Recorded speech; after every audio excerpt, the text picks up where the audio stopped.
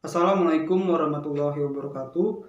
Perkenalkan, nama saya Siti Alfisyari dengan NIM 21030618 dari kelas PTNB, Prodi Peternakan, Fakultas Pertanian, Universitas Sumatera Utara. Pada kesempatan kali ini, saya akan menjelaskan metabolisme dari protein, karbohidrat, dan lemak, serta hubungannya. Video ini saya buat untuk memenuhi tugas dari mata kuliah Biokimia dengan dosen pengampu Ibu Tati Vidianasari SPTMP. Untuk soal yang pertama yaitu jelaskan proses pencernaan karbohidrat pada hewan monogastrik dan ruminansia. Pada hewan monogastrik, pencernaan karbohidrat pertama kali dimulai di mulut dengan bantuan air liur atau pelumas saliva di dalam gizzard secara mekanis dan dihidrolisis dan dilanjutkan di dalam usus halus oleh enzim pada pankreas, empedu, serta getah usus. Proses pencernaan ini hanya mampu menghidrolisis karbohidrat sederhana, sedangkan serat kasar tidak mampu didegradasi. Oleh karena itu, sebagian serat kasar lewat dari organ pencernaan utama, kemudian masuk ke bagian akhir saluran pencernaan atau sekum, rektum, dan juga kolon. Kemudian pada ruminansia, proses metabolisme karbohidrat pada hewan ruminansia berlangsung di dalam rumen. Karbohidrat yang merupakan golongan polisakarida, yaitu serat kasar atau selulosa, akan difermentasi oleh mikroba menjadi pirufat. Kemudian asam pirufat ini akan diubah menjadi VFA atau volatile fatty acid, CO2, dan CH4. Yang kedua, jelaskan proses metabolisme karbohidrat di dalam hati. Dalam proses metabolisme karbohidrat, hati berfungsi pada pengontrolan kadar gula dalam darah. Hati dapat mengubah glukosa dalam darah menjadi glikogen yang kemudian disimpan di dalam hati atau glikogenesis pada saat kadar gula dalam darah tinggi. Lalu pada saat kadar gula dalam darah menurun, maka cadangan glikogen di hati atau asam amino dapat diubah menjadi glukosa dan dilepaskan ke dalam darah. Proses ini dinamakan gluconeogenesis hingga pada akhirnya kadar gula dalam darah dipertahankan untuk tetap normal. Hati juga dapat membantu pemecahan fruktosa dan galaktosa menjadi glukosa. Yang ketiga, jelaskan proses pencernaan protein pada hewan non-ruminansia dan ruminansia. Pencernaan protein pada hewan non-ruminansia, makanan yang mengandung protein akan masuk ke dalam lambung, dan di lambung ini kan terdapat HCl yang bersifat asam, di mana HCl ini akan merangsang enzim pepsinogen, dan makanan yang mengandung protein ini akan diubah menjadi pepsin dan juga pepton. Setelah itu akan diproses pada usus halus untuk diserap, dibantu oleh empedu dan liver untuk memprosesnya sehingga terbentuklah asam amino. Sel absorpsi dari virus merupakan tempat absorpsi asam amino. Secara umum, asam amino setelah diserap oleh usus halus akan masuk ke dalam pembuluh darah. Pada hewan ruminansia, asam amino untuk ternak berasal dari protein yang lolos degradasi atau bypass protein mikroba rumen yang tercerna di dalam protein mikroba yang terserap dalam usus, serta dari fermentasi rumen. Perombakan protein oleh enzim proteolitik dalam rumen menghasilkan peptida dan asam-asam amino. Produk ini sebagian besar akan mengalami katabolisme lebih lanjut atau deaminasi, sehingga dihasilkan amonia atau NH3. Kegiatan deaminasi asam-asam amino menghasilkan amonia yang bersifat konstitutif, yang mana artinya bahwa mikroba rumen akan terus melakukan deaminasi terhadap asam amino. Walaupun telah terjadi akumulasi amonia yang cukup tinggi di dalam rumen, protein pakan dan NPN dalam rumen akan dirombak menjadi asam amino dan amonia untuk selanjutnya disintesis menjadi protein mikroba. Kemudian masuk ke dalam abomasum dan selanjutnya dalam usus kecil diabsorpsi masuk ke dalam aliran darah. Dalam rumen, sekitar 80% spesies mikroba rumen mampu menggunakan amonia sebagai sumber nitrogen untuk sintesis protein. Bakteri rumen adalah pengguna amonia sebagai sumber nitrogen yang paling efisien, di samping itu dimanfaatkan oleh mikroba rumen. Amonia yang dihasilkan juga diserap oleh darah melalui dinding rumen, dibawa ke hati dan diubah menjadi urea. Beberapa urea mungkin dikembalikan ke rumen melalui saliva dan juga langsung menembus dinding rumen, tetapi sebagian besar dikeluarkan bersama urin dan kemudian dibuang. Yang keempat, jelaskan proses metabolisme protein di dalam hati. Dalam rumen, protein pakan akan mengalami hidrolisa menjadi oligopeptida oleh enzim proteolitik yang dihasilkan oleh mikroba rumen. Oligopeptida selanjutnya akan diubah menghasilkan peptida dan asam amino yang bisa digunakan oleh sebagian mikroba rumen untuk pertumbuhannya,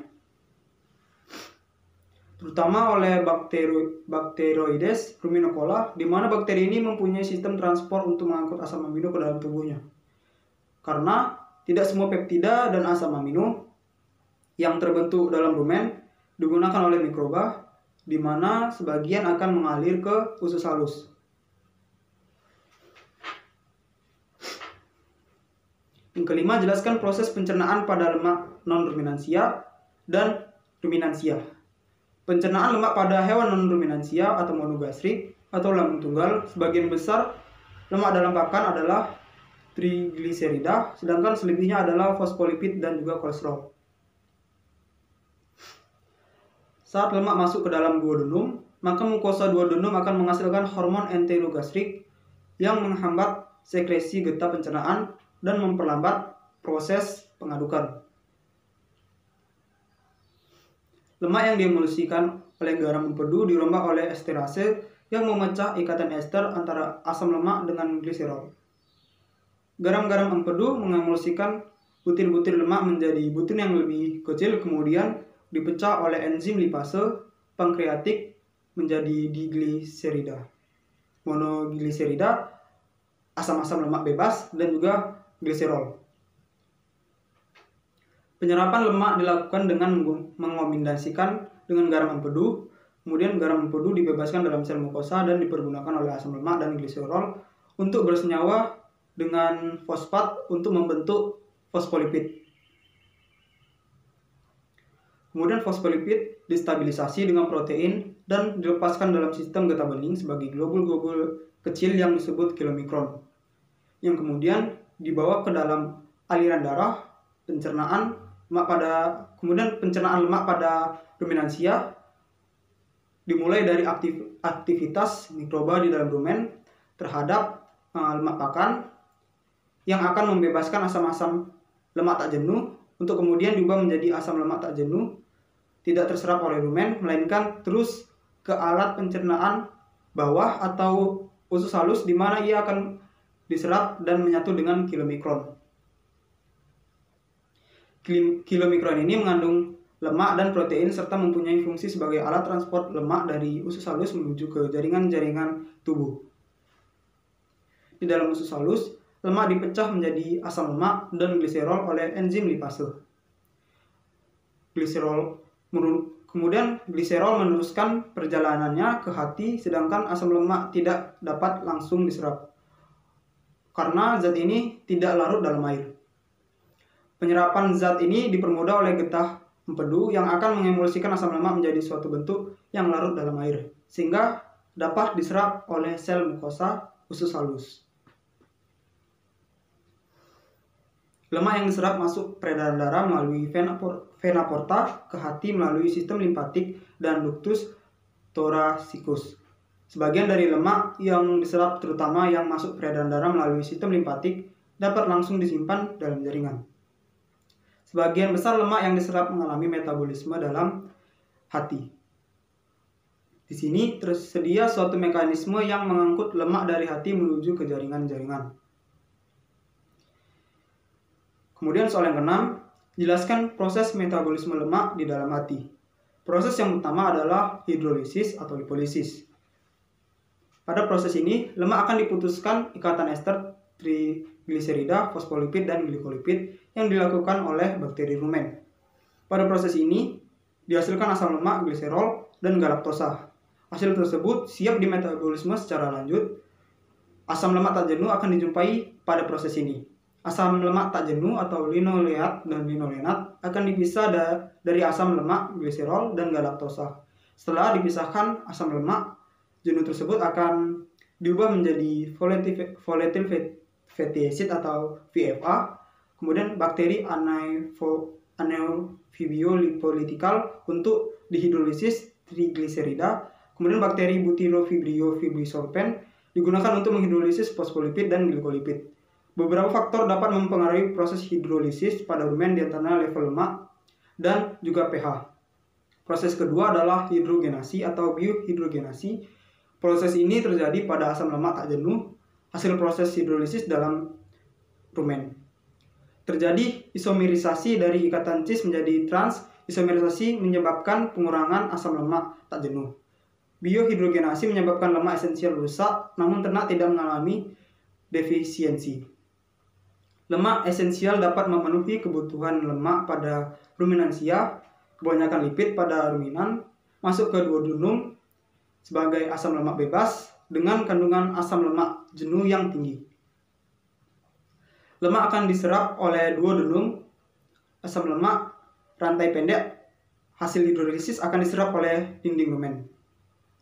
Asam lemak rantai panjang akan masuk ke dalam epitelium dan usus halus.